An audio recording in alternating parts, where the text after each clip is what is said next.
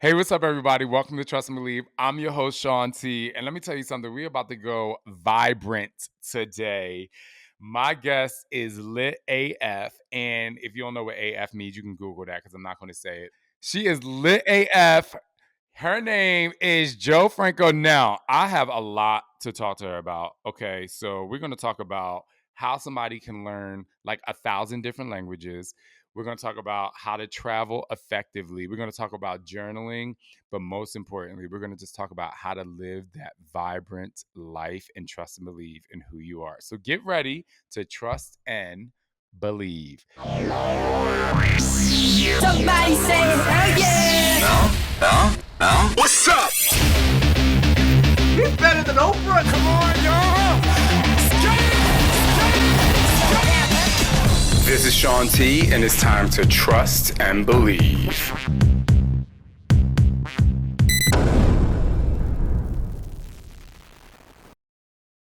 Hey, Jo! Mr. Shaun T. It's a pleasure. It's an honor. I just love every second that I spend virtually with you. I want to see you in person, in the flesh. Yes, we're going to do that. And I need to say this. I don't know if you are on TikTok ever. Well, I think you are. But, there's a sound going around with Nicki Minaj. And it says, nah, I don't think y'all understand. I'm obsessed. And that is me. I'm obsessed with you. It is unhealthy. It's really unhealthy, especially after really getting a chance to talk to you in your podcast. So you guys have to go listen to that too. Can you just let me know without telling me your professional accolades, like where does your vibrancy come from? Like how does that frequency fill your soul daily? Because it is so infectious and incredible. I could ask the same exact question to you, which I did, and you You did give me the did. answer. I think it's so powerful to, first of all, not even ask somebody what they do, because, like, sure, we work, like everybody has to work, but it's like, who have you cultivated yourself to become? I think for me, it was a learned skill. I was a really shy kid. I was a quiet kid. So I guess from the root, I was born in Rio de Janeiro, Brazil. I'm Brazilian. Ooh, And yes. there's nothing about my family connecting us to the States other than a visa to pick oranges in Florida that my uncle got and went to the States. So Mm. when I was 5 years old, the entire family, we all spoke Portuguese. That, again, no connection to the States. We were told as kids. My mom was like, "Hey, how do you guys feel about going on an adventure?" And I was the only one, probably because I was 5. My older sister and brother were a little bit older, so they had friends and they liked their schools. But I was the only one that was like, "What's America? Like, that sounds interesting." And you think about when you're a kid, most 5-year-olds don't know what like the concept of a country is, let alone that they are in one and that there are others that are different from them. So when I think about what like created this vibrancy or like this joie de vivre, like this zest for life that I have, I really think about that day we were walking in the middle of the street in Rio, cracked pavement, flip flops. I'm small, trying to keep up with my siblings, and my mom walking down the street holding her hand, and she says, on the way to like a local pizza shop, "Hey, what do you guys think about going on an adventure?" And instead of being scared, I was curious. So I really do think that my zest for life, all of these positive things that have come into my life, it's rooted from curiosity instead of fear of the unknown.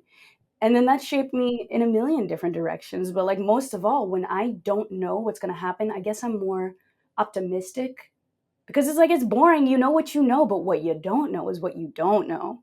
And that's where things start getting interesting. I do want to say really fast, I know why we connect on such a high level. I was a shy kid too, like extremely shy. Really. And I was always in the back. Like when Hmm. people were walking, when my family was walking, I was always behind.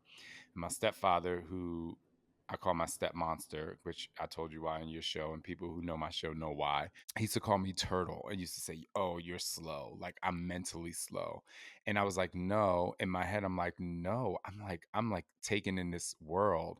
And so it's so interesting that you're shy and you always walked a little slower to like probably enjoy the scenery or whatever it is, enjoy the experience. So thank you for saying that. That's so cool. It's so fun now being the shy kid because people think shy people are just hiding when really we're observing in such an incredible way.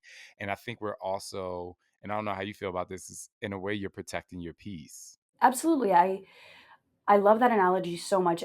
Also, just knowing about introverted people, I was always shy because first I was the youngest, and my nickname in Portuguese was Joaninha, which means little Joanna, but it also means ladybug. So I was Mm. called by this diminutive. It was cute, but it was like when they called me, I already knew I was the smallest one, so I would kind of like shrink myself to fit in that small, tiny Joaninha character that I was in my family. Then you take that and you put it in the middle of the States in Connecticut, where it's like a sea of straight hair, white kids. And here I am with this big curly hair that I didn't even know how to take care of at the time. So, honey, it was frizz everywhere. It's like I would try to slick it back, and I had this like these ripped hairs on top, and they would call me the sun because it would just be like frizz on top, a ponytail up here. So, I would grow up Oh. in this environment where it's like, I didn't fit in, not only because I couldn't speak the language for the first 2 years. I peed my pants in the 1st grade because I didn't know how to say, "Can I go to the bathroom?" So I had to get comfortable in my own head, and there's a lot up there, honey, which is why I started writing. So it's all connected, right? Like, I've had journals. I have in my bookshelf, if you're watching on video, these are all journals that I've filled up my entire life. Because even when I was quiet, I guess I had a lot to say, and the only place I felt like it was safe to say it was with paper and pen. So all of it's connected, but I think what's really cool is that, the shy kids like us, somewhere along the way, came into our power, into our authenticity, into our uniqueness that became our superpower. But I still say that I'm an introverted extrovert. I love the fact that you have all those journals behind you. Again, if you're watching this on video, you should. It's amazing to see. And the fact that you filled them up. But journals are words, and journals are really thoughts, right? I think I have a friend, my friend Shalene, she did a reel the other day where she was reading from her diary. And I was like, oh my gosh, it's so fascinating. It is so her. And so when you look inside of those journals, do you see an evolution of yourself? And with that, tell me, go to the point where you felt like, oh my gosh, like I literally broke free. This is something that I feel everyone should do. Journal, it's free. Just get a little, paper journal. And I really think paper and pen is the way to go. There are so many different apps or whatever. Like, shoot, I might even come up with an app one day. But what I love about paper and pen is that it's limited, it's finite. So you're doing this body mind connection. Your hand cannot write about everything. And the way that I started looking at it after books and books and books of journals that I filled up, it's like, what is worth the ink? Right? So it's like you really have to ask yourself, what do I want to remember? Are those silly ass boys worth the ink? Probably not. And so it's been Honey, really no, they're not, honey. No, they're not. those silly boys are not worth the ink, and so many other things that I always like to tell people. I actually created a journaling club, which was an accident. It wasn't something I strategized. It happened during the pandemic, called Joe Club for Journal, the journal club, not for me, but it just so happens to work out with my name. Where in 2020, I started posting my journal entries on my Insta stories. Like, I would just scrappy, ugly handwriting, whatever I was thinking. And I'm like, journal entry for the day. And when you have hundreds and thousands of followers, it's scary to be like, hey, here are my innermost thoughts. But what I saw Mhm. was so beautiful. It was hundreds of people around the world in different languages joining this informal journaling club that I turned into a 30-day journal challenge. So every day I would wake up and I would ask the whole community a question. And then I would write my answer, but I would only give it to them the next day. And then the next day, people would tag me and share their journal entries. And it became a 30-day challenge, then a 60-day challenge, then 90 days. And people are like, this took me out of that pandemic depression because I was able to see so Oh. much of my insides that I had never asked myself. So many things about journaling are positive, but to answer your question, do I see a personal evolution? Like, hell yes. I think journaling, it's the receipt of your personal growth. It's Mm. also this beautiful place for you to cultivate a better relationship with yourself. Like, you're cool as shit. Just read those journals. I think writing in a journal is really powerful, but what's even more powerful is rereading them, because you get to observe your life and your thoughts, and you get to ask yourself, like, do I rock with this person? And you can pick up on patterns that you might have left slip through the cracks if you weren't being intentional about rereading that shit. So when I look at journals where I'm being overly negative and I'm looking at it, I usually reread my journals once a week. And it's entertaining because it's like I'm an outsider. Like, how cool is that? And I can pick up when I'm being a little bitch. Like, sometimes I can look at a situation in a more positive light. So it's self-work, it's therapy, it's definitely how I've not only behaved, it's become a companion on my trips, on my solo travels. Like, there's nothing sexier or more mysterious and interesting than a person sitting at a bar with a glass of wine journaling. Like, this is, I don't do it to look mysterious, but it happens to look That is mysterious. kind of And then mysterious now that I think about it. you get to this point where people approach you and they're like, what are you writing about? Or like just the other day, I was journaling in New York, and I do this even if I'm not traveling. And the manager, the owner of the restaurant was like, he's 60 years old. And he's like, man, you're making me feel like I should have kept a journal all these years. I'm going to start doing it. And it's much like you with fitness. It's something that you've done for you, but it's really exciting to motivate other people to do it because I know this is nutritious. Like, this is something you will not regret. So everybody get out there and journal. It's almost like time traveling. And, as you travel through time and you're seeing different things, you're seeing different parts of your personality, you see personal growth. But with that, in terms of time traveling and traveling, you are an avid traveler. I need you to tell us why. Like, what is it about traveling? What is it about getting on that plane or arriving in that new city that gives you just that tremendous amount of joy that I get from dancing or or something like that? First of all, I want to tell everybody out there that travel is tangible, and this is coming from a girl who was an undocumented immigrant for 12 years of my life. So when we moved to the States, a little detail that I got to sneak in is that we came on a visa to go to Disney World.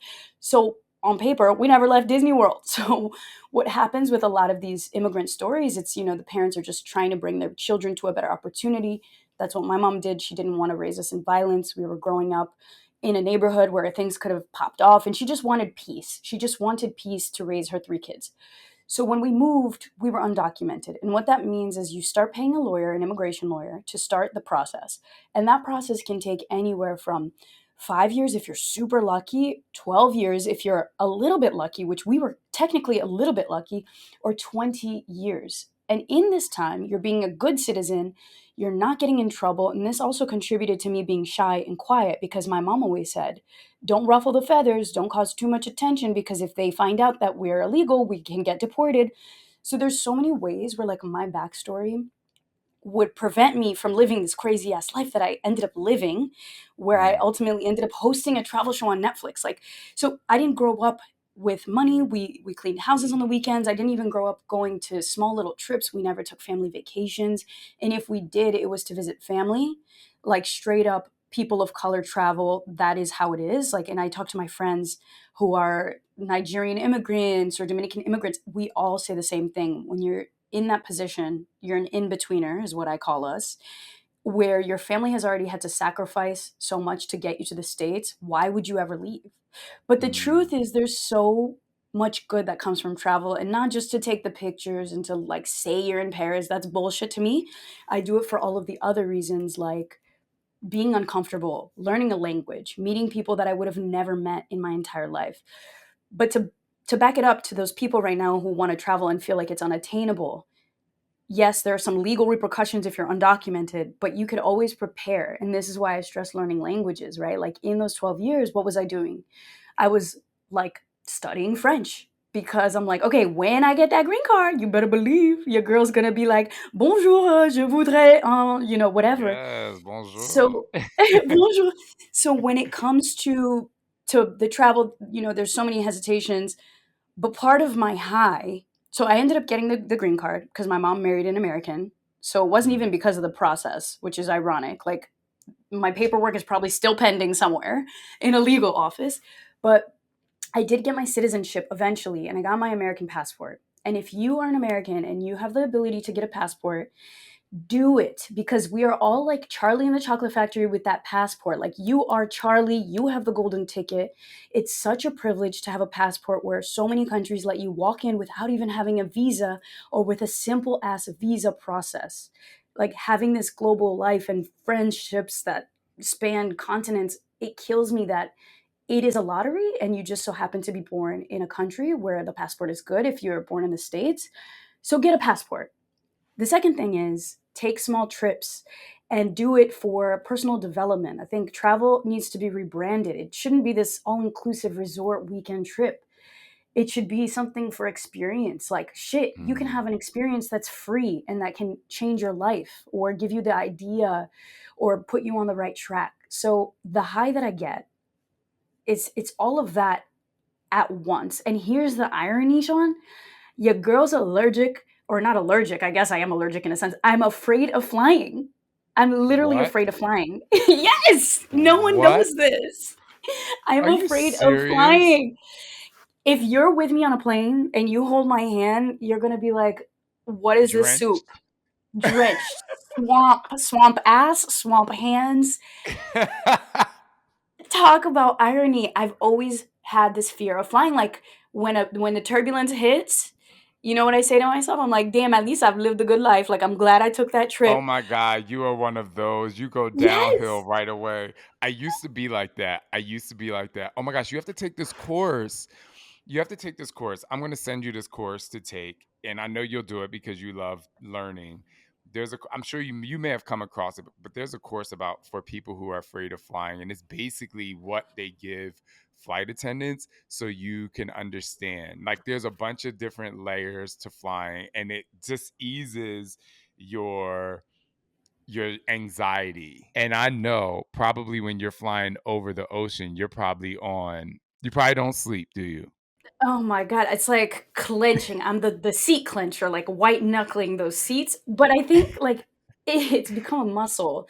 I always joke that when you put yourself through the fear, if you're afraid of flying and you fly, there's nothing sweeter than that moment that the plane lands and you feel like you were just born again. You're like, honey, hello, I am here and I'm having the best trip of my life because I almost just died in that plane. So there is the bright side of that.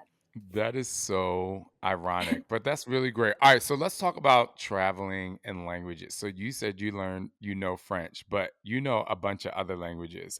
You already had this like ability to speak Portuguese. Tell us all the languages you know, and also tell us how each language like affects you when you speak it.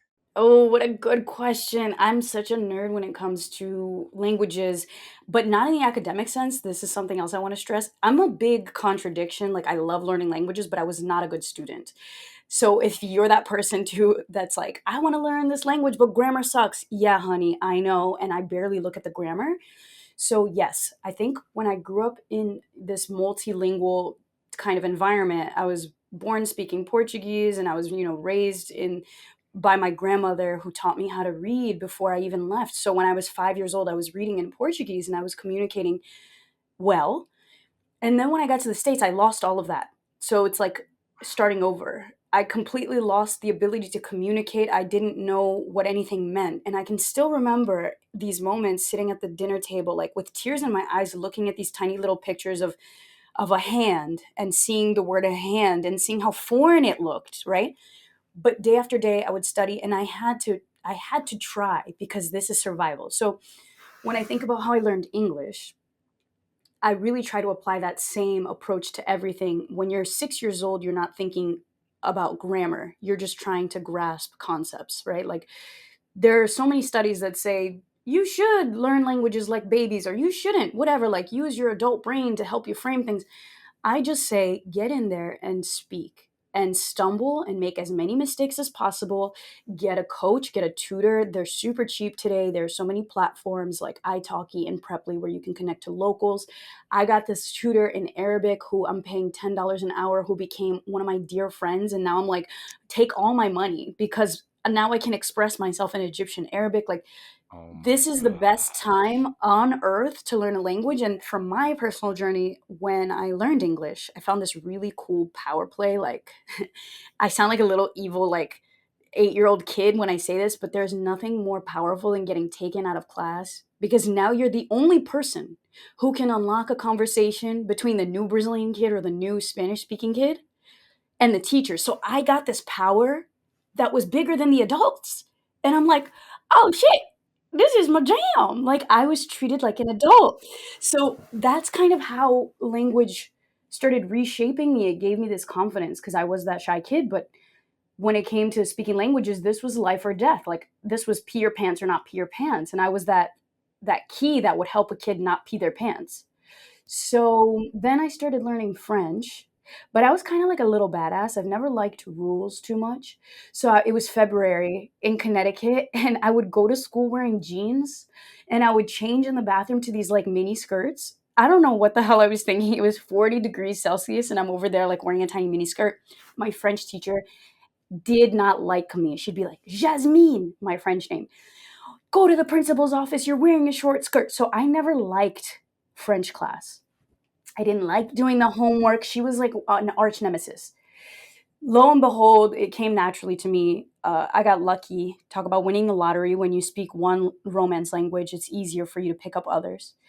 And I purposely didn't want to learn Spanish because it was too close to Portuguese. So I was like, no, I'll learn French. That was shaky. Then I get to high school and I start taking French there, and the teacher's a hard ass, super strict. But he saw something in me. And I think it's so powerful to have these teachers or mentors in your life that see that thing in you. And because he saw that thing in me, he made me work harder indirectly, because he would be stern. He was like, at this point, my name was Cecile. Cecile, like, what is the answer? I know you could do it. And so I started learning French and applying myself to it. And then he started teaching Italian. And then I started taking Italian. And every time I would speak French, I felt like one person. I felt like Cecile. When I spoke Italian, I felt like Franco. And so it's like I started creating these layers of myself. When I spoke Portuguese, I was Joaninha, little Joanna. When I spoke English, I became Jo, not even Joanna. And then I just started blossoming, and it became a part of my life. It's just like, damn, why learn one language or why see life in one language when learning languages gives you like multiple lives? You become a different person. You created this incredible vision for yourself, now having a Netflix show that I believe is 2 seasons now.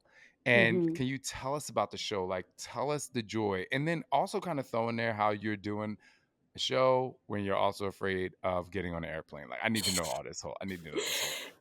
It's so good. I loved our conversation on my show, just because it's like I feel there's so many similarities in our journeys, where it's like all of these things that could have made you the outlier actually was the reason why you created this lifestyle where you're doing exactly what you love and you're getting paid for it. Like, I'm still shocked Mhm. that I get paid. Like, yes, I'm dreading Yes. getting on that plane, but like, I get paid to do this. So something in the backstory, when I was growing up and I was interested in languages and culture, like, yes, I didn't have a green card, I couldn't leave, but I was looking at job opportunities.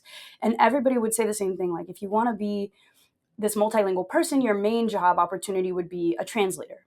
And I'm like, that's bullshit. I have so much to say. Why am I just going to operate like someone else's voice? No shame to Right. translators.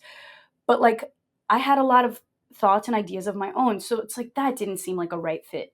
Then I'm like, okay, well, what if I don't even use languages at all? And I could operate in the travel space or whatever, or like be a boss ass bitch, like working at a company that's Yes. global. But then I'm like, but then I wouldn't be using the languages, which is a skill that I love. And that just doesn't fit either. So I didn't see a dream job for me. Like, I honestly, any job that I would have would only use one or two or maybe three of my skills and leaving the rest to die. So I'm like, okay, I'm not satisfied. I'm not satisfied. There was always that nagging voice. I'm not satisfied. Then I went to college, got my degree in international business, again, always in preparation and sociology. Didn't Yes. love the opportunities that presented themselves. I was super lucky to be offered a full-time job in a travel management company, which is this company that actually books travel for companies. So, like the big companies of the world, they have these travel agencies. I was the admin assistant at one of those companies, putting in the executives' preferences, their frequent flyer miles. I'm like, damn, Mr. Smith, he's on his 17th private jet flight of the week. Like, I knew how these people were flying, and I just was sitting kind of rotting. My light was dim in this office. All of this to say that they offered me a full-time job and I said no. And instead I moved to LA with my old business partner, and we started this YouTube channel where we would just film our crazy travels and our experiences learning languages. And at first I was trying to convince I was trying to pitch a young travel show to networks, and they would all say the same thing, like, young travel won't sell. But then I'm like, okay, well, YouTube seems to be working out. Like, maybe it's 50 people today, but tomorrow it might be 70. And I'm just that hard worker. Like, I'm not a sprinter, I'm a long distance runner. I'm not good at Mm. tests, but I will outwork you. Like, this has just always been my thing. And luckily, we're living in an age where we have those platforms that you could, just by being consistent, you can create that job. So that's what I did on YouTube. Day after day, I would wake up, post, edit, post. Sometimes we would find cheap bus tickets and we'd film an adventure that would seemingly be dreadful to somebody, but we're there finding the joy.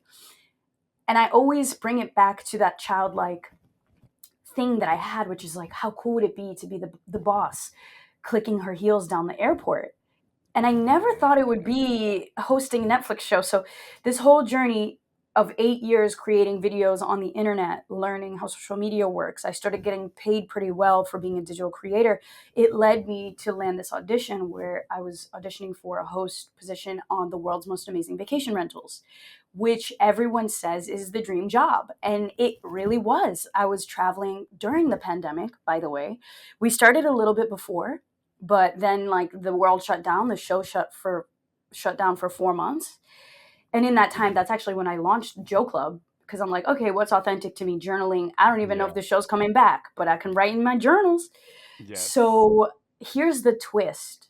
When I'm sitting there, I got the job, which I was so shocked. But it made sense. But I was still like, damn, little old me, like the little brown girl, like, shit. I'm just Yes. happy to be here. I'm sitting in the production office to, like, meet my co-hosts again and see the EPs. Get this, I get the flights for the next 6 months, which turned into like a year and a half because of the pandemic, but for the first 6 months of the show. And guess what company booked my business class flights? The company you work Yes. for. Oh my Yes. God. This Business is the class flights. Let's way. get into it though. Let's get into those business Business class flights. class. Get into it. Dude. So it's like, the point here is just following the authenticity, that little voice inside of your head that says, like, there's a little bit more that I could be unlocking. Like, there's a little bit more that I should give. That voice is powerful, and it will eventually lead you to that point where Mm. you create your own job title. Like, I think, we've talked a lot about authenticity, uniqueness. When people are true to their uniqueness, they unlock these opportunities, they create their own job titles. Like, why are we sitting here looking for job titles when we're also unique, that we could make a better title ourselves? You know what I'm saying, Shaun? Mic drop. Come on, drop it again. Drop it again, okay? I think that one of the things that is incredible, because a little bit ago of you saying, you didn't take the full-time job, and there's so many people who will settle for, and I know sometimes taking a full-time job is an amazing opportunity for some people, but you thought of it as settling for mediocrity. And you're like, well, this ain't what the fuck I want to do. And it's very similar to me because I worked in corporate. I had gotten another, promotion and a raise, but I was just like, oh my gosh, like I can't sit here and do this. I can dance, I can move to LA and do something. And my mom was like, if you don't take this opportunity, you'll always regret it. And for me, it was creating hip hop abs, and obviously the career took off. And for you, it's, being a host of a show, getting the business class travel. Like, these are the kind of things that I love for people to hear. And by way of trusting and believing in yourself, because there's a lot of people who don't trust and believe in themselves. So many people try to play it safe, and the opportunity that they want they feel that they'll never reach it, and they really don't believe in, is the risk worth the reward? And so, people can listen to you now. You're super vibrant. You're like incredible personality, obviously made for TV hosting. But I think, like, what is the thing that you can say to people, especially women of color too, because a lot of women of color are not in situations and opportunities where they have things readily available at their fingertips.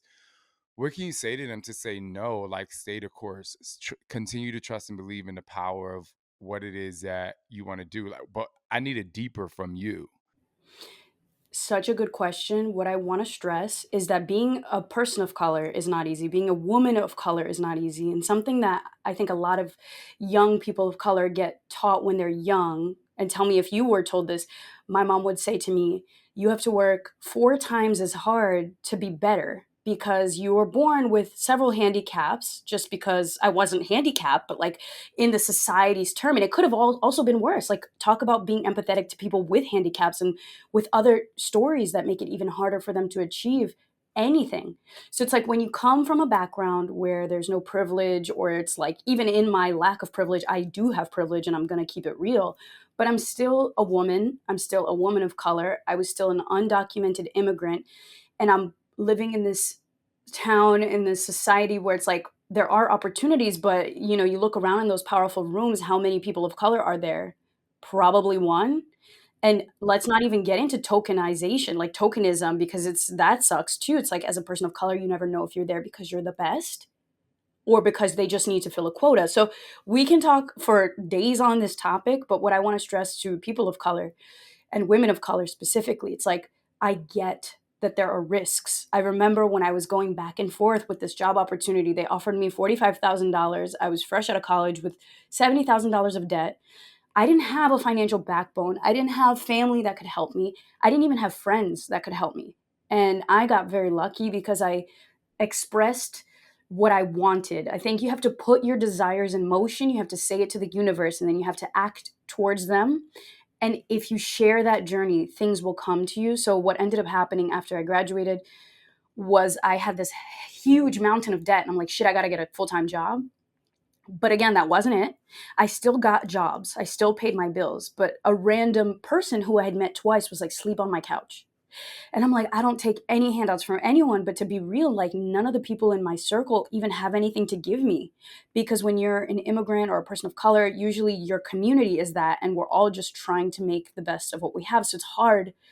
I can't look to my best friends who are immigrants in their minds too. It's like, in their lives, their parents are driving cabs and working halal carts. Like, they don't have mansions to house me in, or even a room in a place. So anyways, this person let me sleep on her couch. She became a dear friend of mine. And these were all steps in my journey where it's like, I could take it the easy route. Like, I could go back home, but I know that there's more, and I'm taking a big risk. But I think when you're in this position where you have this thing in your head that is authentic, you can't shut it down. And this is where journaling is super helpful too. Like, what is it that you want? Mm. And there are always going to be high risks, but they say high risk, high reward. Like, I said no to $45,000, not knowing what was going to be on the other side of that flight in LA, hoping I landed. And I Right. remember landing, I remember landing and being like, holy shit, there is no plan B now. So I have to save myself. And this is where technology helps. You can message anyone that you want on the internet. You can DM people on LinkedIn. You can find the CEOs. You can find the casting directors. You can be gritty and resourceful. And that's exactly what I did, because here's the thing too. When I was sitting in that office and I got that full-time job offer, I realized something. I was like, I know what I know. I know if I take this job, my life is going to be most likely in this corporate world. I'm going to go down the ladder. Maybe I'll become the CEO if I'm lucky. But what I don't know is what is on the other side of that flight. And I'm willing to go find out, because that's more exciting to me than the monotony that I already know is going to happen if I accept this full-time job, where someone else, by the way, dictates my financial value. So it's like, no, you don't know my worth financially, because I'm only using 2 of my skills here. And I'm willing to take a bet on myself. I dated the stockbroker once at the time where I was like really just hustling. And he said, Jo, if you were a stock, I would invest in you. And when he said that to me, I'm like, damn, that's how I should lead my life. Like, invest in yourself because you're worth it. And if you invest, it will come back to you tenfold, but you just have to be willing to take that Mm. risk. And you know what's so incredibly powerful about that?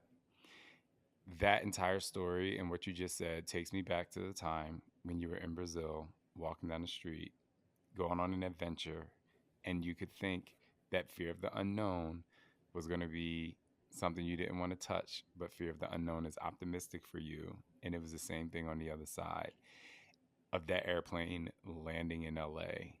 I think it's so incredible and amazing what you've achieved. And I'm being facetious when I say this at such a young age, since you think I'm an old man. I'm kidding. I'm I totally do kidding, not. Joe. Joe, you know I'm totally joking. I'm totally joking. You're like a big Um, brother to me. You're that's my, that's can I our call you a big brother?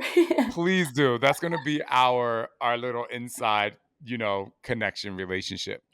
But I think this is so powerful for people, and that is the lesson that I want people to take away from this episode is, oh my goodness, for me, I mean, you really changed my mindset today when you said, instead of being fear of the unknown, I'm about to go into surgery, and I have like so many, I have fears, I have stressors, and it's going to be new for me. But I'm like, well, why would you be afraid of something you've never done? And so you just inspired me. I'm like, well, let me just go to my YouTube channel and document this entire process because I could probably help somebody through it. Like, I have two shoulder surgeries to get. Like, what is my plan? Like, how do I stay fit Mhm. around it? What? And so thank you so very much for just kind of giving me that idea. And just, I mean, you really inspired me, and I know you inspire other people. But before we leave, I have so many of you got to come back on the show because I got I would way too many love other things to talk. to. We didn't even get into relationships, child. But We but got to talk about that. I was the youngest child for a while. I was out of the house by the time my sister was born. I was the youngest child in pretty much in my family.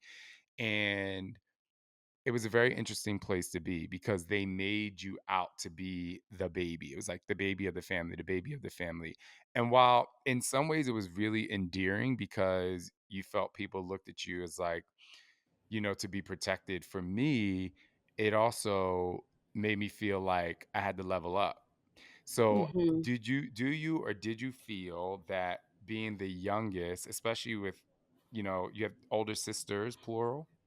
An older brother and an older sister. How did that make you level up in your life? Like, how did that affect you in in any way? Such a great question. I love, love, love looking at like the science of siblings. And I do think that the younger child has an advantage because we get to quietly observe what the like mistakes of our siblings. So that's kind of how I was. But I do think that there's a little bit of an unlearning when you're the youngest child. You have to unlearn this idea that you're like some baby to be coddled. And I Mm, was always feisty. I feel like we share that where it's like somebody tells you you can't do something, you're like, watch me, bitch. So it's like, but when I was young, when I was younger, I was so upset when somebody would baby me. And I remember always trying to be as independent as my older brother, who was 7 years older than me, and my older sister, who's 3 years older. Like, I never wanted to be a burden because I guess I was so shy. I didn't even want to call attention to myself, which, like, mm, look at the crazy full circle thing. I never wanted to ruffle feathers. I just wanted it to be easy. I didn't want to get yelled at. But I really do think when you have siblings, what a privilege and honor. And I love my siblings dearly. I actually interviewed my sister on my podcast, which was something so cool because it's like, yeah, you've lived this whole life together, you know how you were raised, but how often do you actually sit and have conversations about what you've experienced to like unpack a lot of it? How crazy is it that we were raised in the same scenario, but we could look at it completely different, and that framing has shaped our lives because of it. So, anyways, yeah, I do think that having older siblings has leveled me up, but now ironically, they say that I'm the older sister. Like when I need when anybody needs whatever it is, like advice on career, money, or like, I'm helping my mom right now and I'm the youngest. And so it's like it's been a privilege and honor. And I just think about when I have kids, if I do have kids, how special it is to have siblings. I'm sure you observe it in your kids too. Like, what an amazing human experience, especially if you get along with them. I just want you to give the people a way to trust and believe in themselves in a way that I couldn't. All I gotta say is that we're all human beings at the very core, and focus on you and help uplift others. So it's like this irony. You got to focus on yourself but do it selflessly. Like, know that if you bring your best foot forward, you're going to be making someone's life better. You're going to be making them vibrant. You're going to be unlocking their light.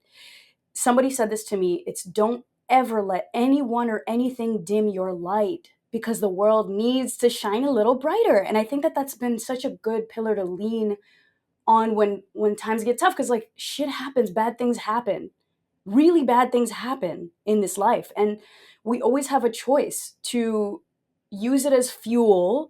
Sure, cry your eyes out, hurt, feel the pain, but know that that pain is what's going to make you that much stronger and that much more profound and with that much more perspective. Like, the worst thing that can happen to you is probably the best thing that can happen to you if you're just willing to look at it in a different framework. So today and for the rest of life, just remember that power that you have to change your experience to attract good things, because it's all inside of you. You just have to believe and trust and believe, and that's it. Everybody, let's give Jo some love. And to find out more about Jo, please look at the show notes. She is incredible and amazing. And if you haven't seen this on YouTube, you have to go check her out. Her energy is just as beautiful as her spirit, and she's an absolutely incredible person. Jo, thank you so much for coming on the show. Shaun, what what a joy it is that the universe has you. Like, thank you for existing. It's like, it sounds like hippy dippy, but it's true. Like, the world needs more people like you.